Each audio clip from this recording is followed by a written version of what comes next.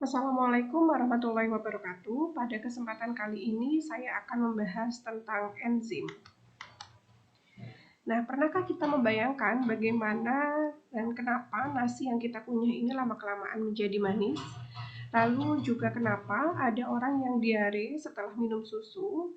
Atau mungkin bagaimana singkong dapat berubah menjadi tape? Nah, di dalamnya terjadi proses reaksi biokimia, yaitu metabolisme beberapa senyawa biokimia seperti karbohidrat, protein, dan seterusnya.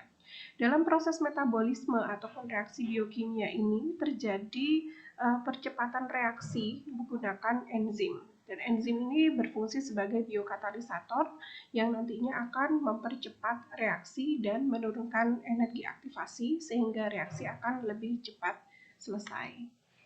Sejarah penelitian tentang enzim pertama kali ditemukan pada fermentasi alkohol, yaitu oleh Louis Pasteur.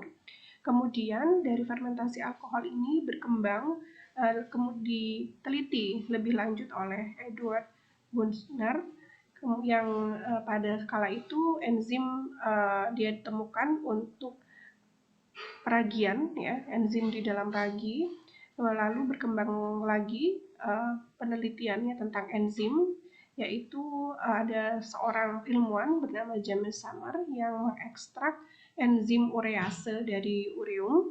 Kemudian juga ada penemuan-penemuan lainnya seperti bahwasanya enzim ini merupakan senyawa dengan biomol yang kecil, berat molekul yang kecil, oleh Richard Wiestater. Lalu juga ditemukan bahwasanya enzim ternyata merupakan suatu bentuk protein, ya. Strukturnya adalah protein, yang mana penemuan ini ditemukan oleh Northrop dan Hunip. Nah, lebih berkembang lagi, ternyata enzim juga merupakan produk daripada sintesis protein yang berasal dari asam nukleat dan masuk ke dalam kajian biokimia modern, di mana terbentuknya asam nukleat dan proses rekayasa genetik ini juga membutuhkan enzim sebagai biokatalisator dalam mempercepat reaksi biokimia. Nah, adapun definisi daripada enzim, enzim ini adalah katalis biologis atau kita sebut dengan biokatalisator. Enzim bekerja dengan cara menempel pada permukaan molekul zat-zat yang bereaksi dalam mempercepat reaksinya.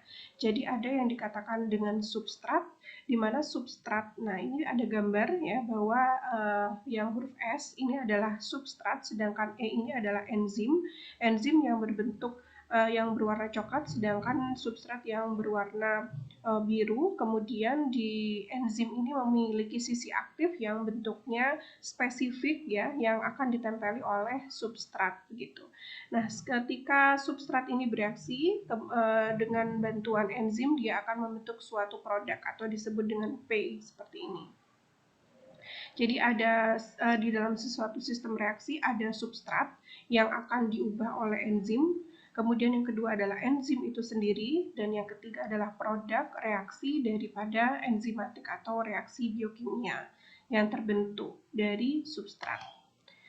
Adapun sifat-sifat enzim antara lain yang pertama dia bersifat sebagai biokatalisator. Apa itu biokatalisator? Jadi enzim ini fungsinya adalah mempercepat jalannya reaksi biokimia tanpa ikut bereaksi. Jadi ketika ada reaksi kimia terjadi, enzim ini tidak berubah bentuk begitu ya, tidak ikut di dalam reaksi, dia hanya berfungsi untuk menurunkan energi aktivasi saja dan mempercepat reaksi saja. Lalu yang kedua, dia bersifat termolabil, ya, mudah rusak, dan bila dipanasi lebih dari 60 derajat Celcius, maka enzim ini akan mengalami denaturasi seperti layaknya bentuk protein, ya. Protein itu juga bersifat termolabil, ya, karena enzim merupakan protein, jadi dia juga mudah rusak pada suhu panas. Yang ketiga, enzim ini merupakan senyawa protein sehingga semua sifat protein tetap melekat pada enzim, ya, termasuk tadi denaturasi, lalu struktur pembentuk protein itu sendiri sama dengan enzim, ya, terdiri dari asam amino seperti itu dengan ikatan peptida. Lalu yang keempat adalah dibutuhkan dalam jumlah sedikit nih dalam proses reaksi biokimia, ya, tidak dalam jumlah yang banyak. Nah, sebagai biokatalisator juga reaksinya sangat cepat dan dapat digunakan berulang-ulang. Dan yang kelima, bekerjanya ada di dalam sel atau disebut juga dengan endoenzim, tapi juga ada yang bekerjanya di luar sel, disebut dengan ektoenzim. Nah, contoh-contoh yang bekerja di luar sel atau ektoenzim itu misalnya enzim amilase dan maltase yang banyak bekerja pada saluran pencernaan. Kemudian sifat yang keenam yaitu bekerjanya spesifik. Jadi enzim ini akan bekerja pada substrat-substrat tertentu secara spesifik ya, karena bagian dari sisi aktif dari enzim ini cocok gitu ya dengan bagian substrat tertentu. Nah, yang ketujuh, sifat umumnya enzim tidak dapat bekerja tanpa adanya suatu zat non protein tambahan yang disebut dengan kofaktor. Jadi enzim itu akan aktif bekerja apabila ada kofaktor. Dan yang kedelapan, umumnya enzim bekerja mengkatalisis reaksi satu arah ya, meskipun ada juga nih yang mengkatalisis dua arah. Artinya dari substrat membentuk produk, kemudian dari produk membentuk substrat kembali, itu bisa kalau dua arah ya. Tetapi sebagian besar dia enzimnya bekerja, reaksinya bekerja satu arah. Untuk contoh dari enzim yang bekerja dua arah ini ada enzim lipase, yaitu enzim yang mengkatalisis pembentukan lipid tetapi juga bisa menguraikan lipid gitu ya. Jadi dari lipid triasilgliserol itu membentuk gliserol dan asam lemak ya, dipecah menjadi gliserol dan asam lemak, tapi asam lemak dan gliserol juga akan bisa dibentuk kembali menjadi triasilgliserol atau trigliserida. Jadi dua arah. Lalu yang kesembilan ada juga enzim-enzim yang berbentuk isoenzim. Nah, apa itu isoenzim? Isoenzim ini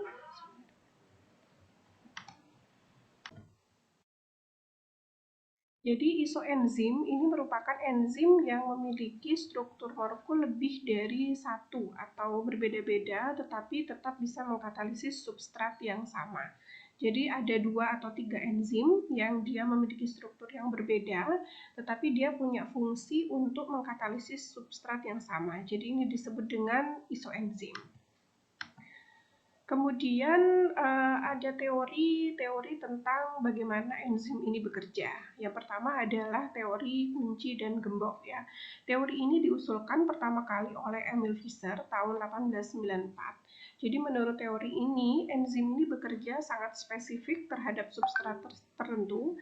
Kemudian enzim dan substrat ini memiliki bentuk geometri komplement yang sama persis sehingga bisa saling melekat satu sama lain. Jadi sangat spesifik. Bisa dilihat di gambar ini. Jadi bahwa ada substrat dan enzim, di mana enzim ini memiliki sisi aktif dan substrat memiliki bentuk komplement geometri yang sama dengan sisi aktif dari enzim, sehingga bisa melekat pada bagian sisi aktif enzim seperti lock and key model atau teori gembok, kunci dan gembok. Nah, sehingga dalam proses reaksi penempelan substrat dan enzim, maka nantinya substrat ini akan bekerja, akan bereaksi dengan bantuan katalisis dari enzim, kemudian membentuk produk. Gitu.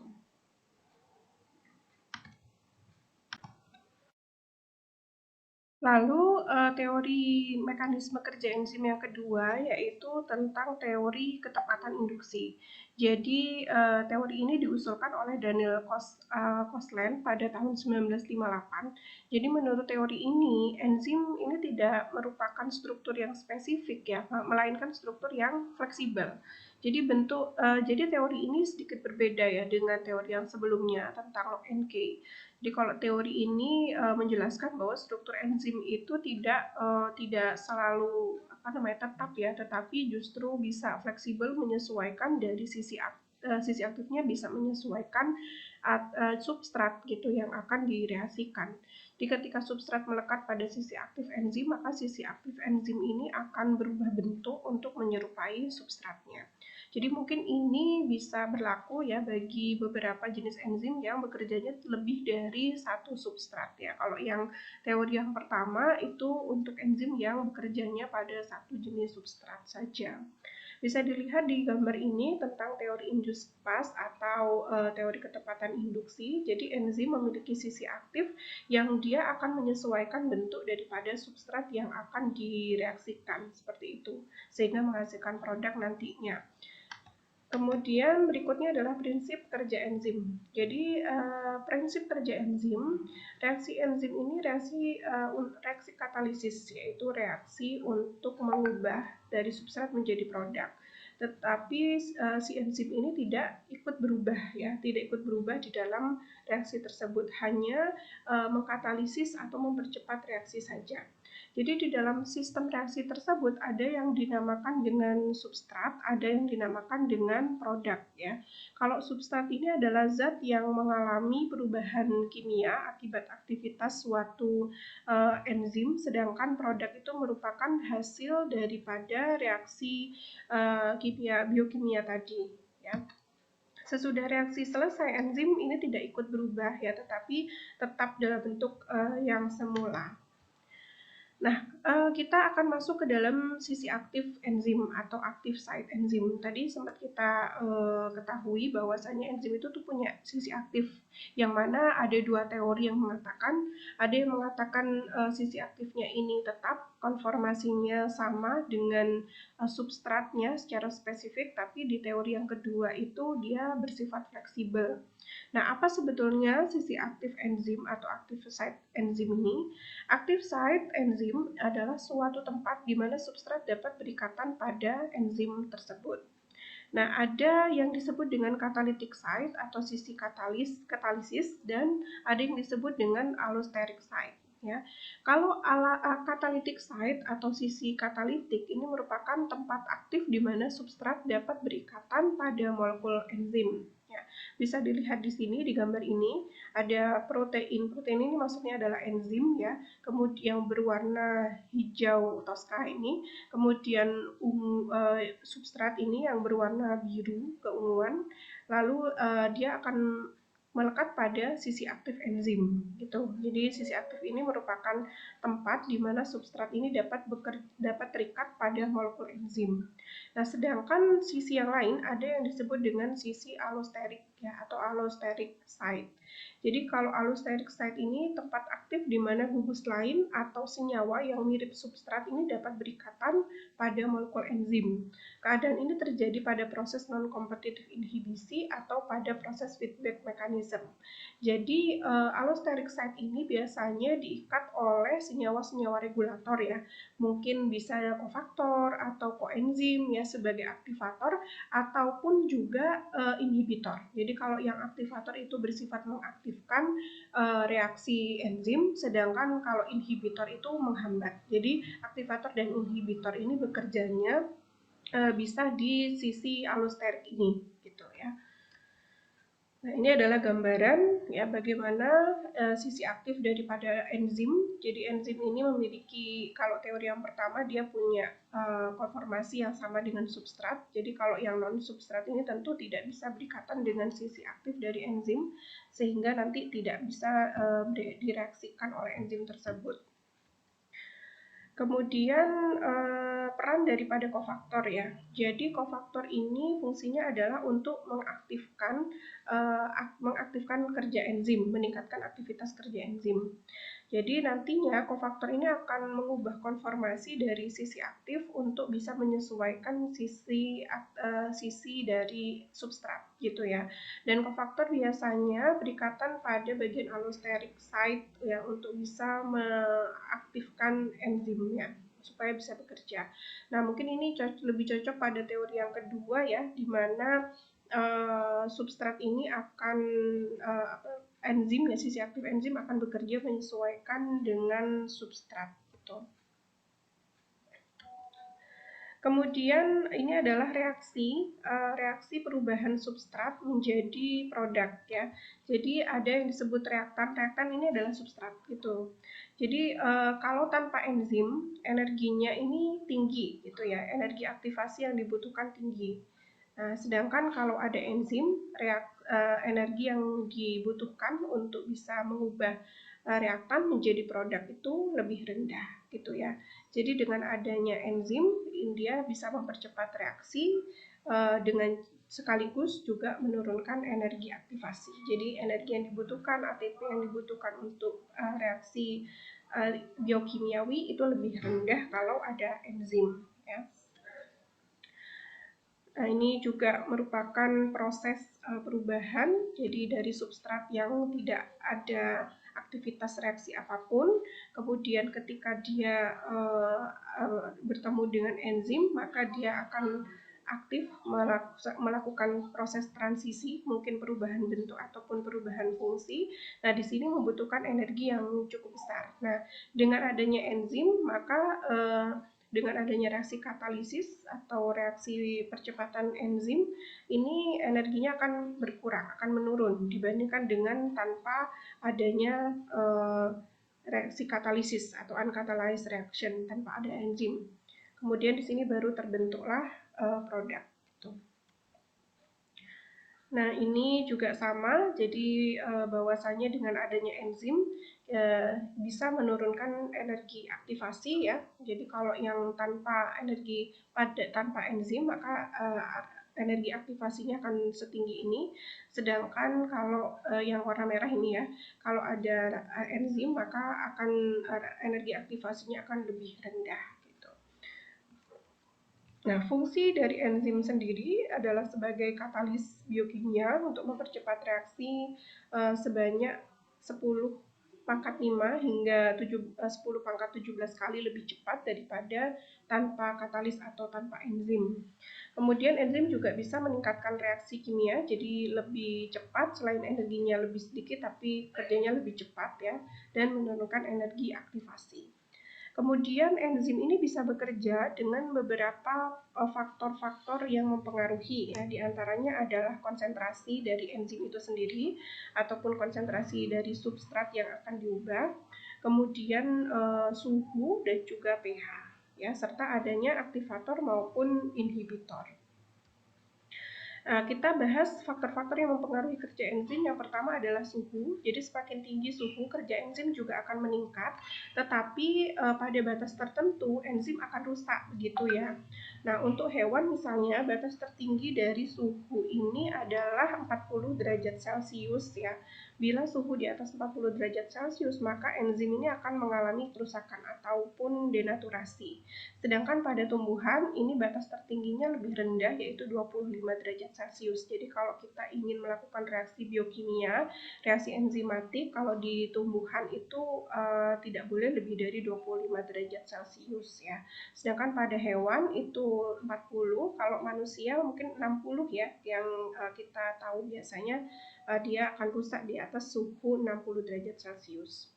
Nah, ini pengaruh gambaran mengenai pengaruh suhu terhadap kerja enzim. Jadi kalau dari suhu 10 hingga 40, misalnya ini pada sel hewan gitu ya, maka semakin tinggi suhu maka akan semakin cepat reaksi biokimiawi yang terjadi ya. Reaksi biokimiawi akan cepat.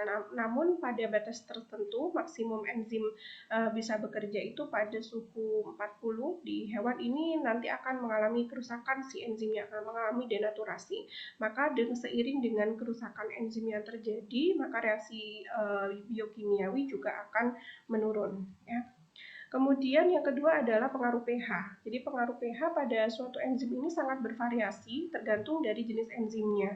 Ada enzim-enzim yang bekerja optimal pada kondisi asam, ada yang bekerja pada kondisi netral dan suasana basah. Nah, ini contohnya bisa dilihat di gambar ya, misalnya pada pepsin ya. Pepsin ini adalah enzim yang mengubah protein menjadi pepton. Dia aktif bekerja pada pH 2, jadi suasana asam gitu ya. Makanya pepsin ini juga banyak terdapat di lambung ya. Kemudian pada suhu cenderung netral ya, di pH 7 dia optimumnya, ini adalah enzim-enzim seperti amilase, yaitu yang mengubah karbohidrat menjadi glukosa ya, seperti di saliva. Ini di suasana netral ya optimalnya.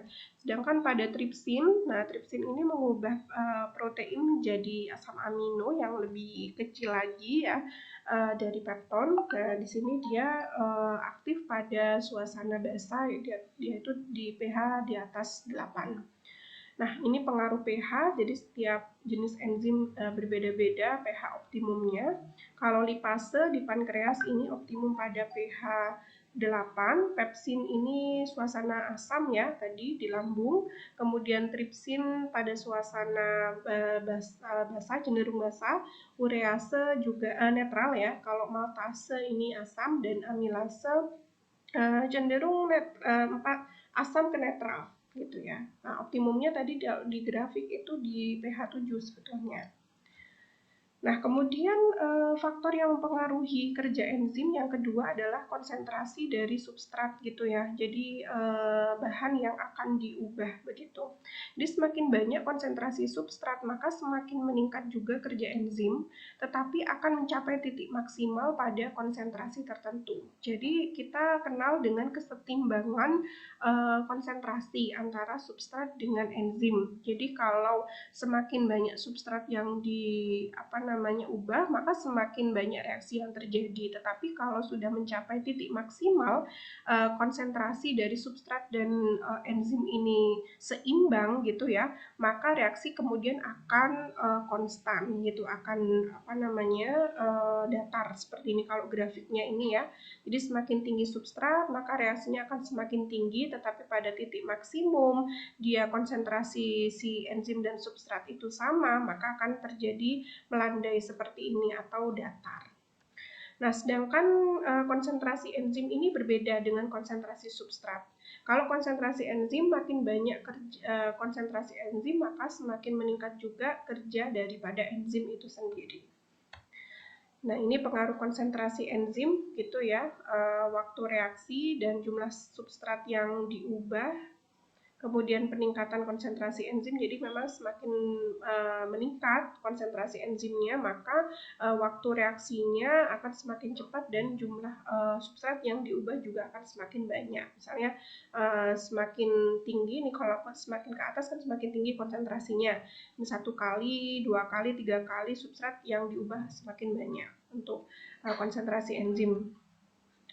Kemudian kinetika enzim ya. Kinetika enzim ini adalah tingkatan konsentrasi substrat. Jadi semakin banyak tadi ya substrat yang akan diubah, maka kinetika enzimnya akan semakin aktif.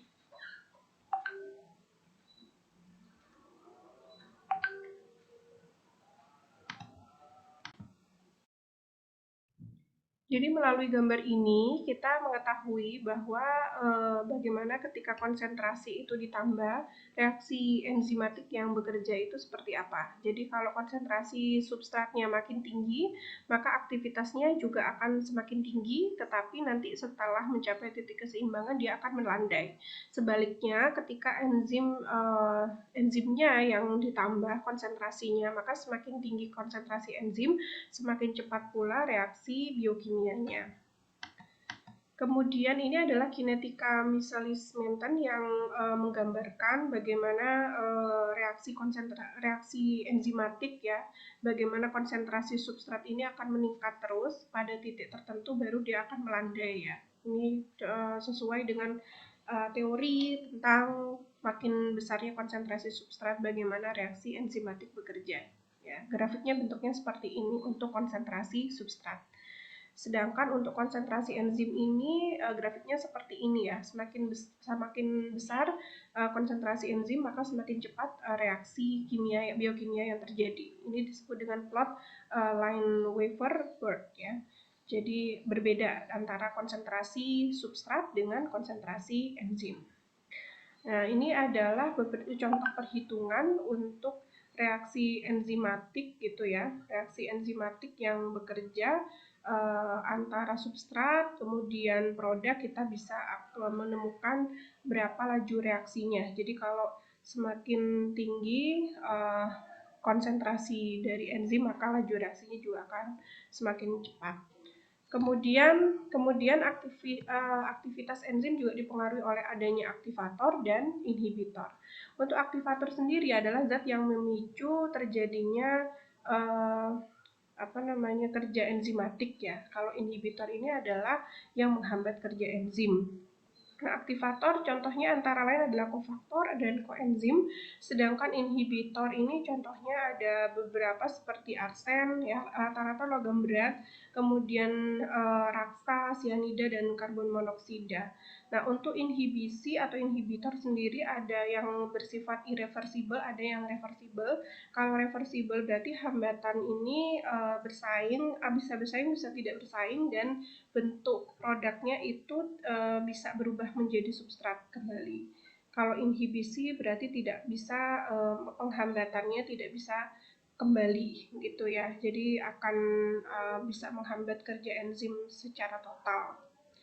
Lalu adanya inhibitor ini dia akan bisa berikatan dengan sisi aktif dari enzim, bisa juga berikatan dengan sisi allosterik dari enzim. Jadi kalau dia bisa berikatan dengan sisi aktif enzim, berarti termasuk penghambatannya kompetitif karena berkompetisi dengan substrat, sedangkan yang dia berikatan pada sisi allosterik itu penghambatannya bersifat non kompetitif ya.